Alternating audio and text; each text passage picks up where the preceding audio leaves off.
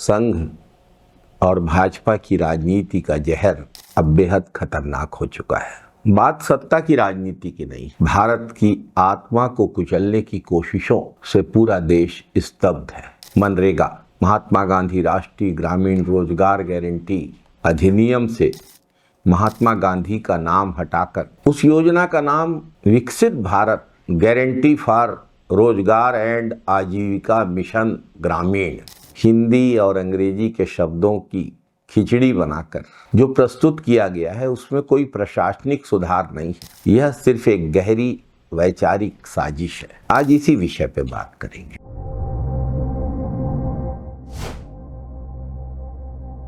नमस्कार साथियों, भाजपा सरकार का ये कदम सिर्फ एक योजना का नाम बदलने तक सीमित नहीं है। यह गांधी की पवित्र स्मृतियों पर हमला है। यह गांधीवादी विचारधारा का जानबूझकर किया जा रहा सत्ता के मद में अपमान है। यह भारत की लोकतांत्रिक समाजवादी धर्मनिरपेक्ष आत्मा को कुचलने की कोशिश है।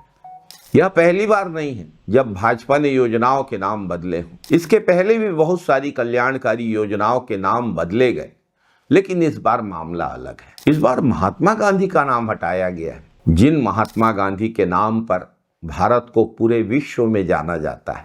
मनरेगा का नाम बदलना राजनैतिक संयोग नहीं है, यह एक घृणित प्रयोग है। यह एक सुनियोजित वैचारिक हमला है।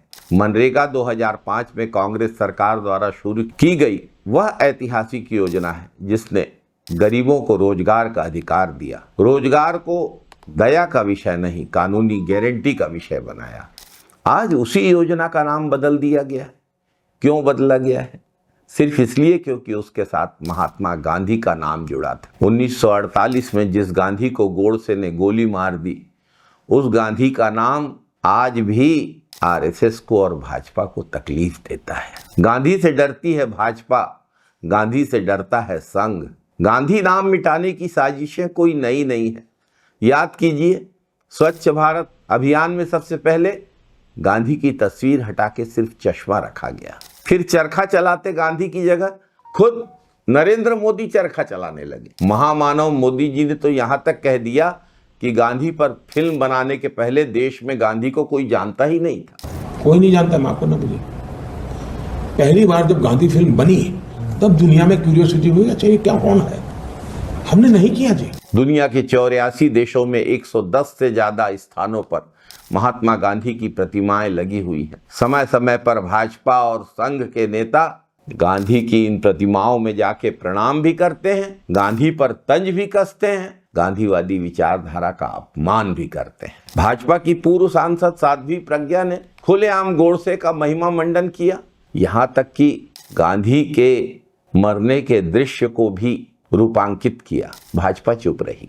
यह चुप्पी बताती है कि भाजपा वाले गांधीवादी विचारधारा में नहीं, गोडसे की विचारधारा में विश्वास रखते हैं, गोडसे की पूजा करते हैं। संघ की विचारधारा के लोग गांधी को अपना दुश्मन मानते हैं। गांधी की सोच में ऐसा क्या है जिससे यह शत्रुता जन्म लेती है? सद्भाव, अहिंसा, सबको साथ लेकर चलना, सभी जातियों सभी धर्मों के लोगों को साथ लेकर चलना, प्रेम, करुणा, सत्य, न्याय। किससे तकलीफ है भाजपा को? और भाजपा और संघ की सोच क्या है? बांटना, नफरत, हिंसा, डर और घृणा की राजनीति। यही मूल टकराव का कारण है। गांधी अहिंसा के प्रतीक है, भाजपा हिंसा को राजनीतिक औजार मानती। गांधी संविधान की आत्मा है, संघ के लोग संविधान से नफरत करते हैं, संविधान को बदलने की कोशिश करते हैं, संविधान का अपमान करते हैं। संविधान की प्रतियां इन्होंने ही जलाई।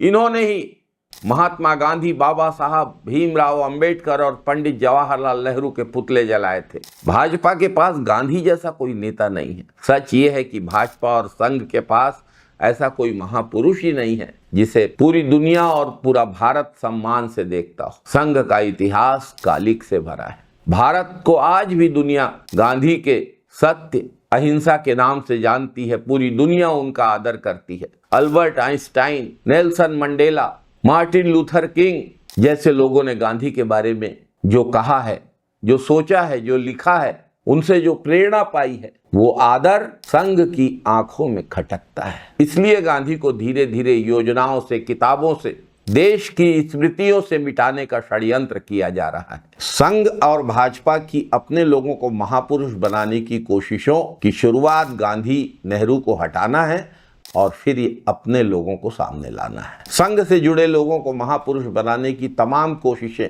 करके देख लिए लेकिन विफल रहे। गांधी के सामने उनका कद बौना ही रहा। इसलिए अब इन्होंने गांधी के विचारों को मिटाने की साजिश रची।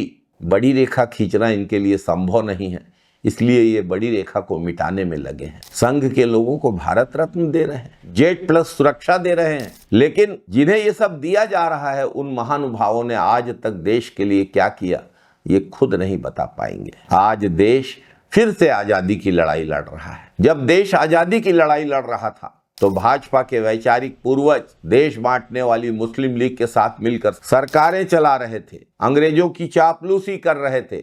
अभी इन्होंने 100वीं वर्षगांठ मनाई है, 11 साल से सरकार में है। आरएसएस का क्या योगदान रहा है देश की आजादी की लड़ाई में और देश के विकास में? नफरत फैलाना, लाठी भांजना, समाज को बांटना, पड़ोसी को पड़ोसी से लड़ाना और बार बार नाम बदलना। देश किसने बनाया यह इतिहास जानता है। संविधान लिखा बाबा साहब अम्बेडकर ने। संविधान सभा ने शिक्षा का अधिकार देश को दिया। कांग्रेस की सरकार ने शिक्षा का अधिकार देश को दिया।